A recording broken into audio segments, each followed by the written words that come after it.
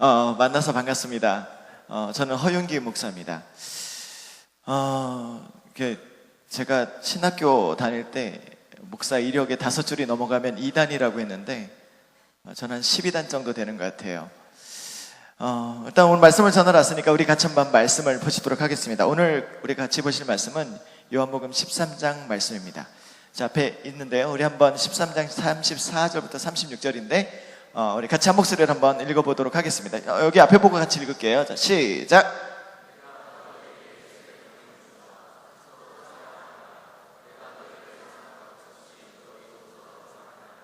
너희가 서로 사랑하면 모든 사람이 너희가 내 제자인 줄 알 것이다. 시몬 베드로가 예수님께 물었습니다. 주님, 어디로 가십니까? 예수님께서 대답하셨습니다. 내가 가는 곳을 내가 지금은 따라올 수 없지만 나중에는 따라올 것이다. 아멘. 양력을 최대한 숨기려고 했었어요. 근데 살다 보니까 하는 일이 참 많이 진 것 같은데 한번 슬라이드 다음 한번 넘겨주시겠습니까? 네. 여기 이제 다 쓸 수 없어서 이제 제가 제일 좋아하는 것들만 몇 개 썼는데요. 사실은 TV에 라디오에 참 많이 나왔습니다. 본의 아니게 나오게 됐는데요. 그런 것들을 이제 한번 좀 정리해봤습니다. 한번 다음 넘겨주시죠. 저는 고등학교 때 백범일지를 읽다가 굉장히 충격을 받았습니다. 백범일지에 보면 내가 원하는 나라라는 챕터가 있습니다. 거기에 보면 이제 대략적으로 내용이 이런 건데요. 우리나라가 그 시대에 어떤 나라가 됐으면 좋았을까? 독일을 축구로 이기는 나라가 되면 좋겠다 라고 쓰셨으면 좋았을 텐데 그렇게 쓰지 않으셨어요. 우리나라가 남의 침략을 좀 받았으니까 우리의 나라의 국방력은 좀 외세 침략을 막을 만하면 좋겠고 그냥 우리의 경제력은 그냥 먹고 살만 하면 좋겠는데 이분이 한없이 높은 것을 꿈꾸셨어요. 그게 무엇이냐면 한없이 높은 문화 힘을 갖는 나라였습니다. 거기에 보면 그렇게 돼 있어요. 높은 문화 힘은 나를 행복하게 하겠고 나가서 남에게 행복을 주겠기 때문이다 라고 했어요. 고등학교 때 이 문구를 읽고 정신이 번쩍 들었습니다. 왜 백범 선생님은 그런 나라를 꿈꾸셨을까? 나라면 우리나라가 국방력을 가지고 좀 일본을 좀 짓밟는 나라, 일본을 좀 이길 수 있는 나라가 되면 좋겠다 라고 쓰셨을 텐데 높은 문화의 힘을 갖는 나라를 꿈꾸셨어요. 저는 여기에 이 문화가 단순히 처음에는 공연이라고 생각했는데요. 알고 보니까 그게 아니더라고요. 여러분, 교통문화 해보면 어떤 문화인가요? 우리가 생각하는 상식인 거죠. 백범 선생님은 이 말씀을 얘기하셨는데 우리가 이걸 한번 중점을 두고 한번 넘어가 보도록 하겠습니다. 말씀해 보시면 이 34절, 35절에 보면 여러 가지 얘기가 있는데 이런 얘기가 있습니다. 너희가 서로 사랑하며 모든 사람들이 너희가 내 제자인 줄 알 것이다. 자, 사랑이라는 단어가 있습니다. 다음에 보면 페이지에 사랑이라고 있는데 여러분, 만약에 여러분들이 누군가를 사랑한다는 증거를 내세울 때 뭘로 내세울 수 있을까요? 만약에 우리가 하나님을 사랑한다라는 증거를 내세울 때 주일에 이렇게 성경책 하나 들고 가는 걸 사랑한다라고 증명할 수 있을까요?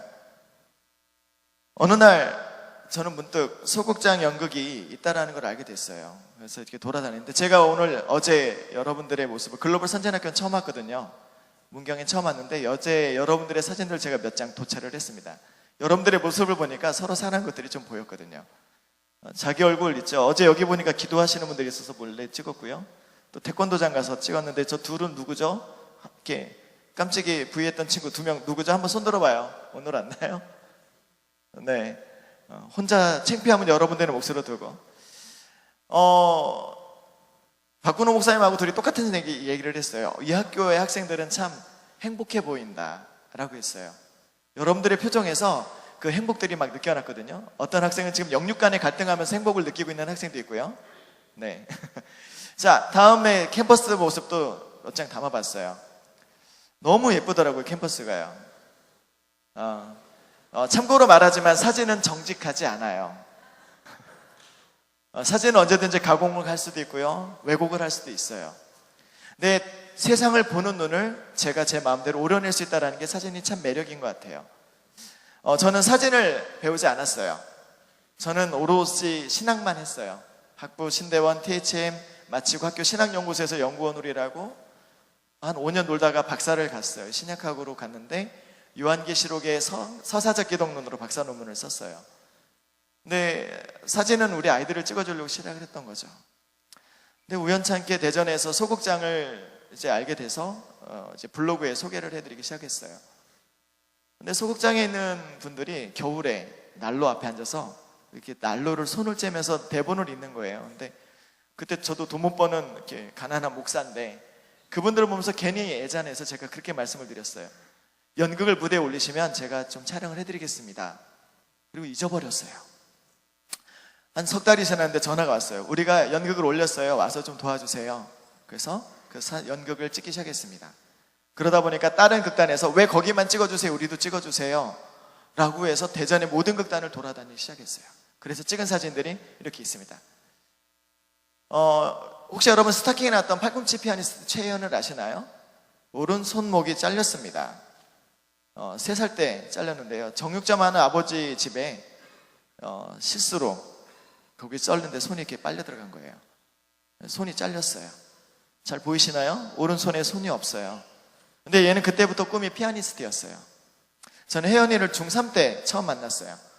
지금은 이제 톨 엔터테인먼트에 있는 정은현 대표인데요. 그때 다즐링 피아노 대표였는데 혜연이가 이분을 찾아와서 저를 피아니스트로 키워주세요 라고 했어요. 여러분이라면 어떻게 하시겠어요? 그렇게 손목이 없는 학생이 와서 저를 피아니스트로 만들어주세요 하면 여러분들은 그래 내가 너를 키워줄게 라고 하겠어요? 쉽지 않죠. 근데 이분이 좋아 해보자. 그래서 이 학생이 재수해서 대전 예고를 피아노로 입학을 했어요. 그리고 이 학생이 중앙대로 피아노 전공으로 들어갔는데 장애로 들어간 게 아니라 당당히 결어서 들어갔어요. 한 4년 전, 5년 전인데요. 전화 왔어요. 혜연이가 꿈을 이루게 됐어요. 제가 중3 때 혜연이한테 물어봤거든요. 혜연아 너는 꿈이 뭐니? 저 예술의 전당에서 피아노 독주하는 게 꿈이에요. 근데 그때 혜연이가 대학교에 들어가서 진짜 연주를 하게 된 거예요. 대표님이 저한테 티켓 30장을 주면서 사람을 좀 채워달래요. 그래서 제가 티켓을 더 주세요. 그래서 제가 100명을 밀어넣었어요. 대표님이 그랬어요.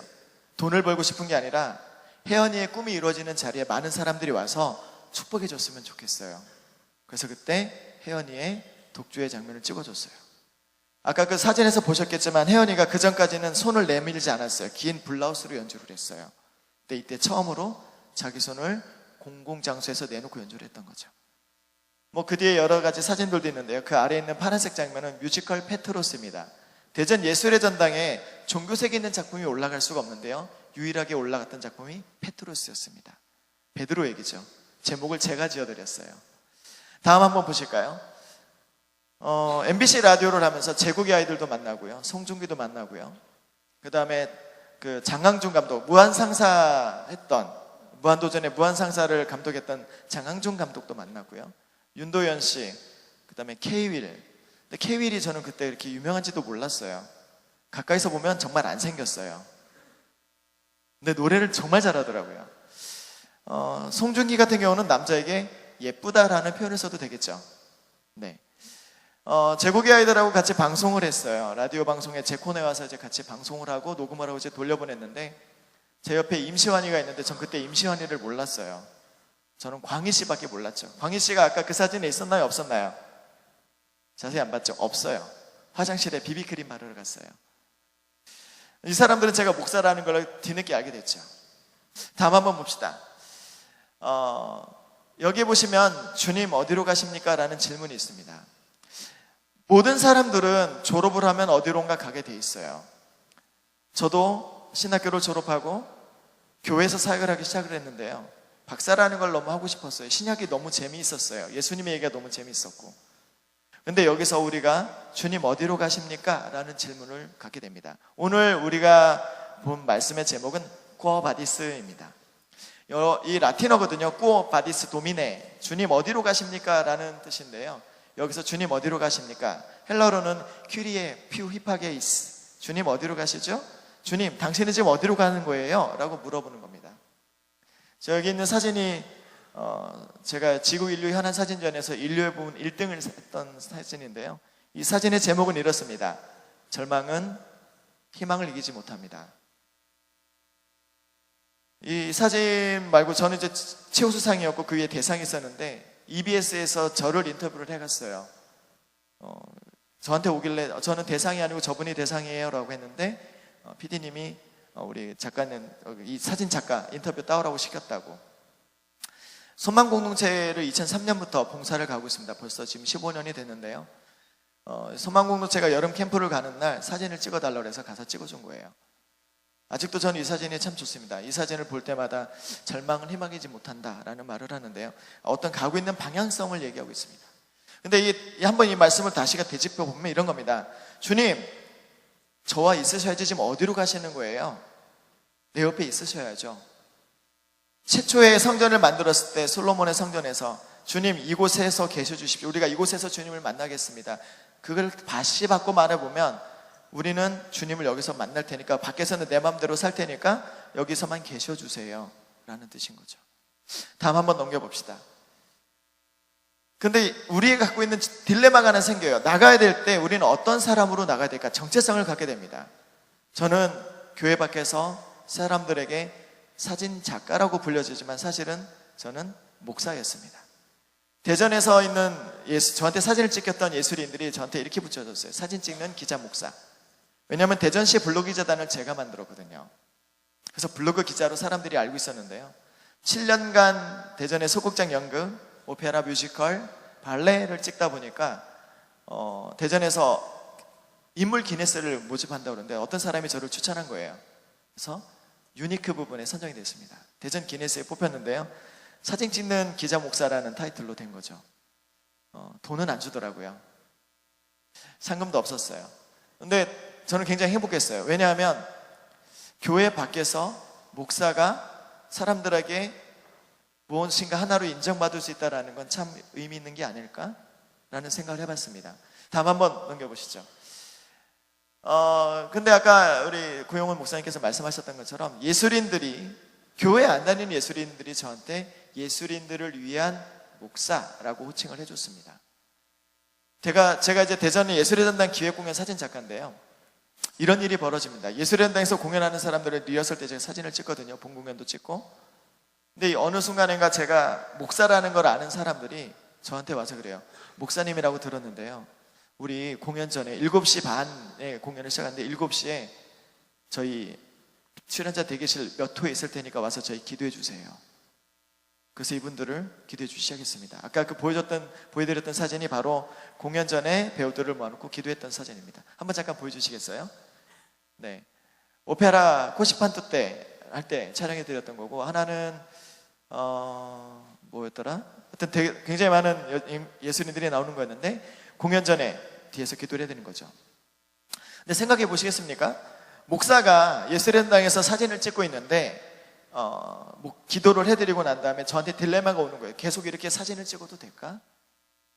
근데 어느 날이었습니다.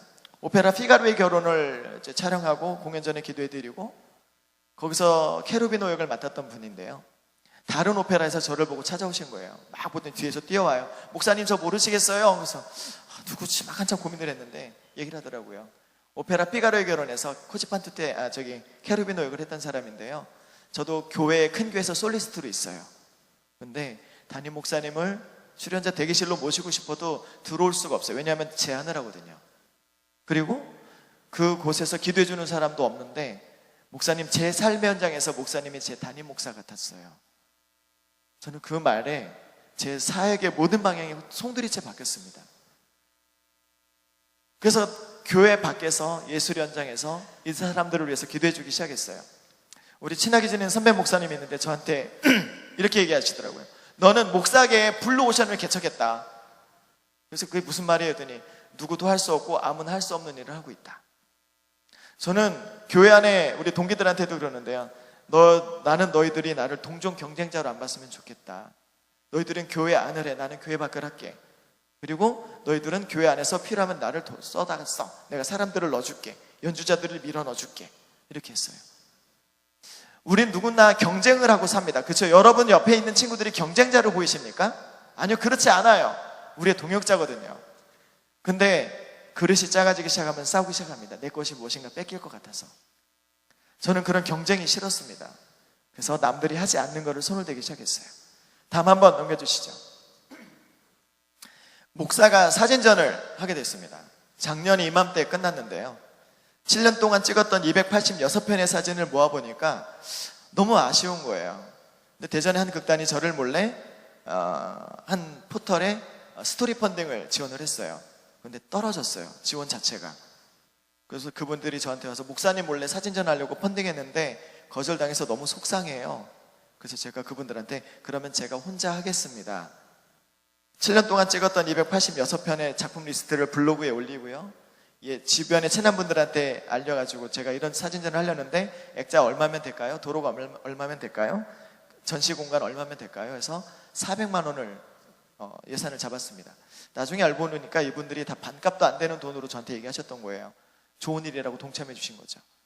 그래서 블로그에 올리고 페이스북에 올렸는데요. 3주 만에 481만 원이 모였습니다. 70명의 사람들이 후원해 줬는데요. 정말 모르는 분들이 많았고요. 심지어는 젊은 연극인들이 하루 자기 일당을 저한테 넣어줬어요. 막 그걸 보면서 너무 가슴이 아파서 막 울었어요. 젊은 연극인들이 하루 일하면 2만 원 받거든요. 그 돈을 저한테 넣었어요. 정말 예술인들 어렵게 살거든요. 근데 이제 후원해 주신 분들이 너무 고마워서 제가 이분들을 모시고 후원자 초청 감사 공연을 하고 싶어요 라고 했더니 소극장 대표님 한 분이 오늘 그러면 이 소극장을 무료로 쓰세요. 그리고 어느 날은 그걸 하겠다고 하니까 주변에 저한테 사진을 찍히셨던 촬영 당하셨던 예술인들이 제가 그럼 재능 기부로 공연을 할게요. 춤추는 분이 와서 춤춰 주셨고요. 노래하는 분이 와서 노래해 주셨고요. 연기하는 분들이 와서 연기해 주셨고요. 유명한 MC가 와서 MC를 봐주셨어요. 저는 그 사진전의 제목을 높은 문화의 힘, 대전 문화의 힘 사진전이라고 했습니다. 한번 포스터 보시겠습니까? 대전 문화의 힘 사진전이었습니다. 이게 저는 말하고 싶었던 게 뭐냐면 사람들이 이걸 통해서 좀 더 사람들의 문화의 힘을 높이 가졌으면 좋겠고 사람들의 상식이 높아졌으면 좋겠고 그로 인해서 모든 사람들이 행복해졌으면 좋겠다라는 생각을 가졌습니다. 이게 단순하게 사람들의 어떤 문화 공연 수준으로 끝나는 것이 아니라 그걸 통해서 한 단계를 더 높이 보려고 했던 거죠. 다음 한번 넘겨주시죠. 이렇게 하다 보니까 저도 모르게 영역이 점점 확장되기 시작했어요. 그 이후로부터는 점점 무한대로 확대가 되기 시작했습니다. 대전 시청자 미디어센터에서 저보고 1인 미디어 방송으로 대전의 지역 공연을 소개해 주세요 라고 했습니다. 물론 이전에도 MBC와 KBS와 극동방송에서 계속 라디오를 소개했는데요. 어느 날 류승룡 배우가 왔습니다. 저기 오른쪽 제일 위에 있는 게 류승룡 배우인데요. 중앙에 류승룡 배우와 5분을 같이 방송을 했어요. 시청자 미디어센터에 왔는데 센터장님이 이분하고 꼭 방송을 해야 된다고 그래서 이분이 와서 같이 방송을 하고 갔어요. 이제 어느 순간인가 점점 사람들이 같이 방송을 하고 싶다는 사람들이 늘어나서 페이스북으로 계속 라이브를 하고 있어요. 한번 방송하면 조회수가 1000회는 넘어갑니다. 유튜버로 나가래서 저는 그런 거 하고 싶지 않다고 그냥 단순히 페이스북에서 지역의 예술인들을 공연을 소개하고 싶어요 라고 하고 있는 겁니다. 사실 제가 욕심을 부리고 싶은 마음이 없겠습니까? 근데 그렇지 않아요. 그 욕심을 내려놓는 순간 제 욕심이 내려놓는 걸 보는 순간 같이 제 옆에 있는 사람들도 자기들의 욕심을 내려놔요. 제가 욕심을 갖기 시작하면 주변에 있는 사람들이 자기 것들을 뺏길까봐 자기들이 욕심을 갖기 시작합니다. 여러분 나눔은요 나눌수록 점점 커지게 됩니다. 교회 밖에서 사람들이 사랑, 나는 하나님의 사랑을 갖고 있어 라고 말할 때 사람들이 우리들한테 기대하는 건 너는 예수님처럼 우리에게 무한대의 사랑을 나눠줘야 되는 거 아니야? 그들은 그렇지 않으면서 우리에게 그걸 요구해요. 다음 넘겨주시죠.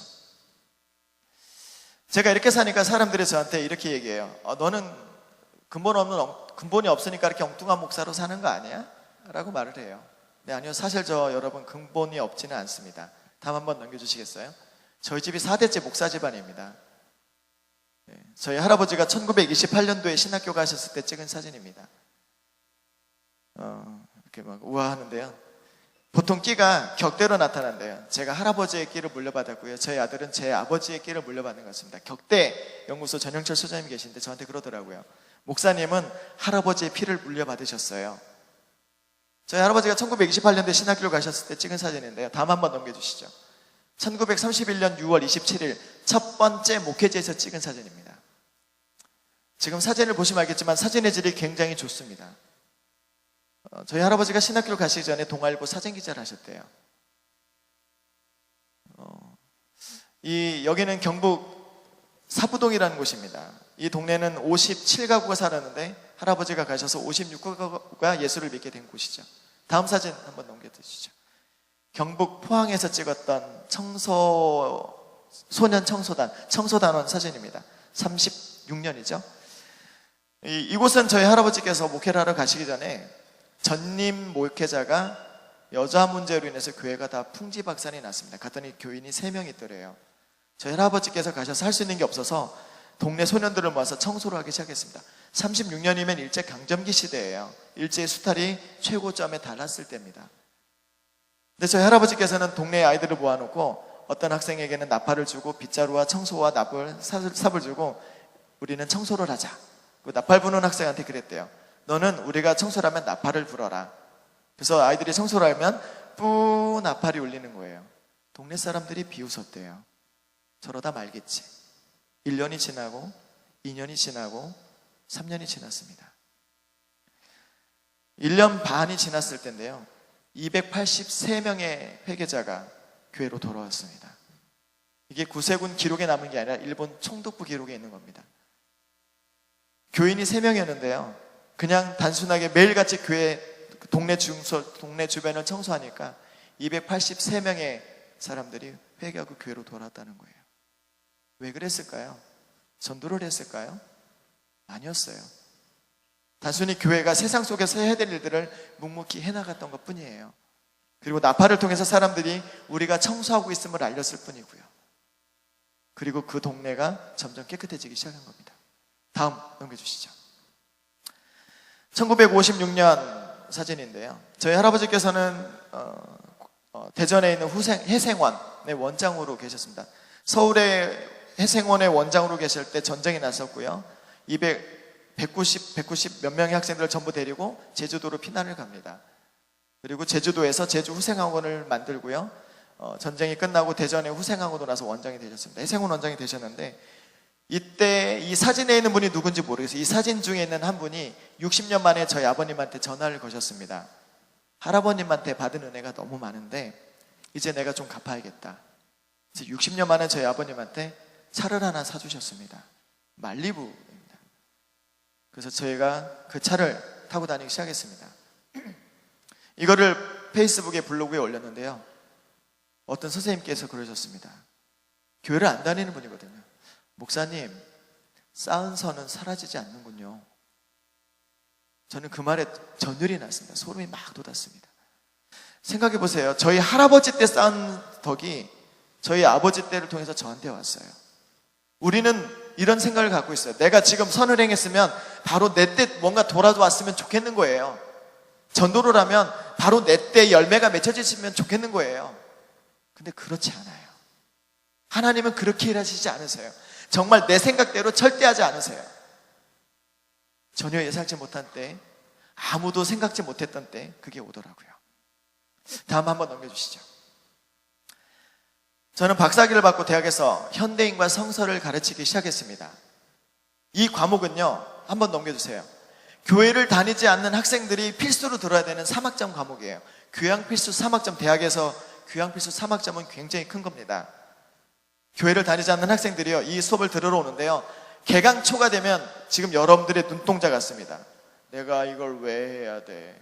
도살장에 끌려온 양들 같아요. 근데요, 이 수업이 끝날 때가 되면 학생들이 교회에 대한 생각이 바뀌게 됩니다. 이번 학기에는 교회를 가겠다는 학생도 나타났어요. 다음 한번 넘겨주시죠. 제가 사도행전 단원을 할 때 꼭 목숨을 걸고 하는 건데 여기서 항상 승부처를 던집니다. 여러분 바울의 1, 2, 3차 전도여행 다 외우세요? 미안한데 저도 못 외워요. 근데 학생들한테 그걸 가르쳐야 돼요. 그래서 저는 학생들한테 이렇게 얘기했습니다. 오늘은 조별 수업이니까 조별로 앉아라. 그리고 조별로 종이를 2장을 줍니다. 한 종이에는 교회에 대해서 칭찬할 거, 그리고 한 종이에는 교회에 대해서 욕할 걸 쓰라 라고 합니다. 교회에 대해서 욕할 거거든요. 애들이 교회에 대해서 욕한 거예요. 헌금 강요한다. 아니, 헌금 강요 안 해. 전도? 아니야, 그렇게 막 강요하지 않아. 이렇게 얘기하는데요. 헌금 투명하게 쓰지 않는다. 그러면 학생들한테 이걸 조별 쓸 때 다 앞에서 칠판에다 쓰고요, 지워나가기 시작합니다. 좋은 점, 교회 오빠가 있다. 이것도 지웁니다. 왜냐? 절 오빠도 있고 성당 오빠도 있다. 다 지워나가면 다 지워져요. 학생들한테 얘기해요. 오늘 여러분들이 발표했던 모든 걸 들여다보면 좋은 점이든 나쁜 점이든 본질은 하나도 없다. 전부 현상이다. 학생들한테 얘기합니다. 그때 제가 제 신분을 밝혀요. 사실은 여러분들이 나를 교수로 알지만 난 목사다. 애들이 깜짝 놀래요. 왜냐하면 같이 교회 욕을 해줬거든요. 같이 살벌하게 교육을 해줬는데 목사래요. 애들이 거기서 반전이 와요. 학생들한테 얘기합니다. 오늘 여러분들이 교회 욕했던 것 우리 같은 목사가 잘못 가르친 거다. 내가 정말 미안하지만 내가 교회를 대신해서 목사를 대신해서 감히 사과를 하겠다. 대신 본질은 지켜주고 현상은 우리가 대화 타론을 통해서 고쳐나갈 수 있지 않겠냐. 그래서 교회는 2000년간 본질상 변한 적이 없다라고 말을 합니다. 그리고 마지막에 학생들한테 꼭 부탁을 합니다. 사람들과의 관계 속에서도 어떤 현상을 댈 때도 본질은 지켜주고 현상에 대해서만 토론하자라고 말합니다. 그럼 학생들이 박수를 치고 수업을 마쳐요. 다음 넘겨주시죠. 근데 저 학생들한테 받았던 문자인데요. 오른쪽에 있는 학생은요 이래요. 자기 처음에 불교였대요. 근데 마지막 줄에 보면 저를 변화시켜 주셔서 정말 감사합니다 라고 해요. 잘 가르치는 것 같지 않아요? 2명만 했군요. 고마워요. 넘겨줘 보시죠. 그래서 저 3년 연속 수업평가 우수교원 표창을 받았어요. 1명 고마워요. 한남대에서 신기록이에요. 시간 강사가 3년 연속 수업평가 우수교원 표창 받은 건 처음이에요. 강의전담 교수가 되고 싶은데 대학 구조조정 때문에 저한테 TO가 안 오고 있어요. 그래도 저는 강사로 하는 게 너무 좋아요. 한번 넘겨주시겠습니까? 다음.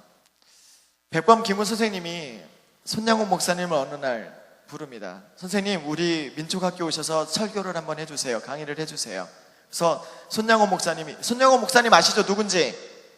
네, 손양호 목사님이 여수에서 올라갑니다. 그래서 민족학교에서 강의를 하고 가려는데 손양호 목사님을 김우 선생님이 잡아요. 목사님, 우리 학교의 교장이 되어주세요. 정규직이에요. 근데 손양호 목사님이요 거절을 해요. 선생님, 이곳은 제가 아니어도 교장을 할 수 있는 사람들이 많지만 애양원은 제가 아니면 안 돼요. 그래서 가려고 하니까 김구 선생님이 손양호 목사님을 앉혀놔요. 잠깐만 앉으세요. 제가 글을 하나 써드릴게요. 여기 보이시죠? 김구 선생님이 밝은 데서 글을 쓰고 계시고 어두운 데 앉아 계신 분이 손양호 목사님이에요. 근데 이 내용은 이겁니다. 눈길을 똑바로 걸어가라 라는 얘기예요. 누군가 당신의 발자국을 보고 따라올 것이니까. 근데 이게 누가 쓴 거냐면 서산대사 휴정이 쓴 글이에요. 목사님에게 스님이 쓴 글을 줬어요.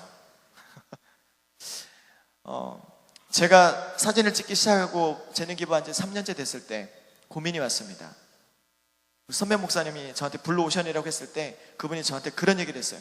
윤기야, 네 똑바로 걸어가라. 누군가 네 길을 따라올 게다 라고 했어요.